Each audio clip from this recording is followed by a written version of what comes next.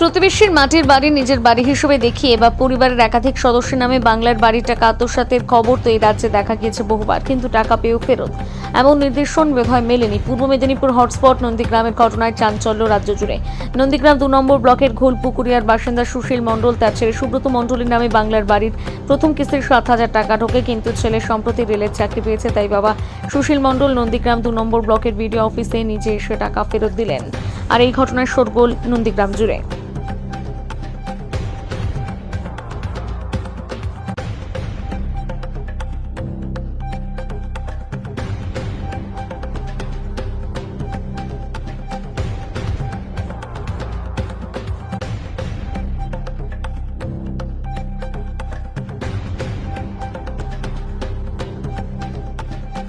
চাকরি পেয়ে গেলেন রেলে, তার জন্য ওনার বাবা ৬০,০০০ টাকা ফেরত দিচ্ছে।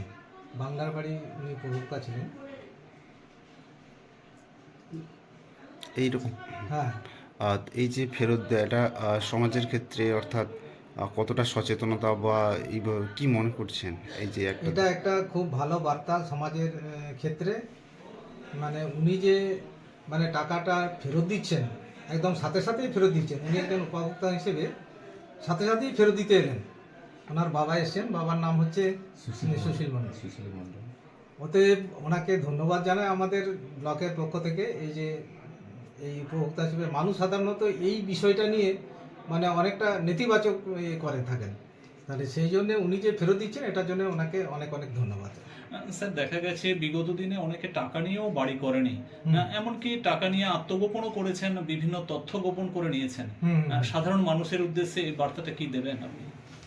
এই বার্তাটা থেকে এটাই অন্তত বোঝানো উচিত সাধারণ মানুষের, যারা এরকম উপভোক্তা, কারণ এই টাকাটা আরও অন্য একজন ব্যক্তি বেনিফিশিয়ারি এরকম যিনি পেতে পারতেন, এই টাকাটা উনি পাবেন, উনি যে ফেরত দিলেন এটা আবার অন্য কাউকে সাহায্য করা হবে এই টাকা দিয়ে।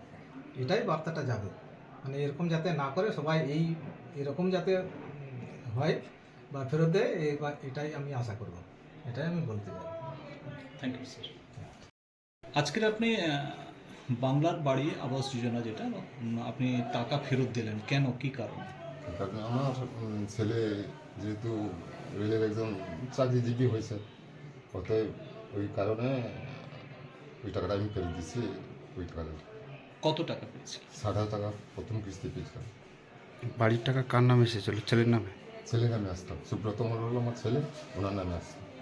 উনি চাকরি করে, যেহেতু টাকাটা আমরা চাকরি করি বলেই আমি টাকাটা ফেরত দিচ্ছি।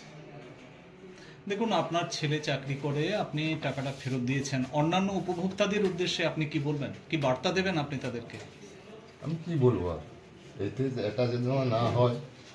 যারা চাকরিজীবী যারা আছেন, তারা যদি তাদের ঘর বাড়ি যদি আসে, আমি তাদের অনুরোধ করবো টাকা যেন ফেরত দেয়।